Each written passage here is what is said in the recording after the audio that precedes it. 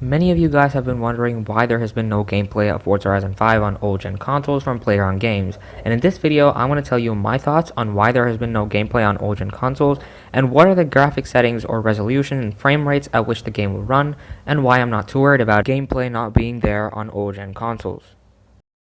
First, we'll take a look at why there has been no gameplay of Forza Horizon 5 on old-gen consoles from PlayerUnknown's Games. The first thing I would say is it's because they want the game to look as best as possible when they're showcasing it, in the sense they're trying to sell it to you, so they want the game to look as best as possible. The second thing is Forza Horizon 5 is exclusive to Xbox, which means they not only want to sell you the game, but also the console, that is the new generation of Xbox consoles, and they want to show you how good games look on the new generation of consoles.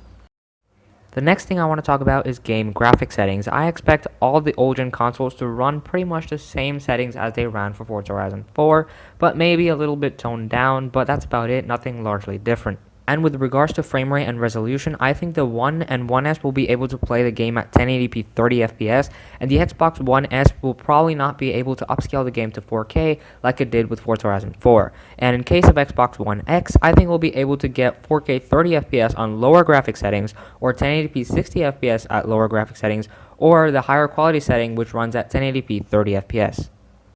Coming to the last point of this video, why you should not be worried about how Forza Horizon 5 is going to look on your older generation console. There are a few reasons to why I say so.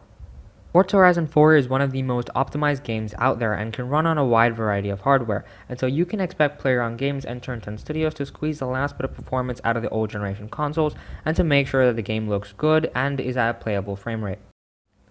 A lot of people are worried that Forza Horizon 5 will turn out to be like Forza Horizon 2 when it launched on Xbox 360 and Xbox One, where the same game on two different consoles felt very different and the Xbox 360 version was really bad. But I can assure you that is not the case with Forza Horizon 5, as both the generation of consoles will run the game on the same game engine, which means the difference between the Xbox One Forza Horizon 5 and Xbox Series Forza Horizon 5 can be compared to running the same game on a higher end graphics card and a lower end graphics card. So I don't think Forza Horizon 5 on old generation consoles will be different or bad, especially given how decent and enjoyable Forza Horizon 4 looks on the original Xbox One.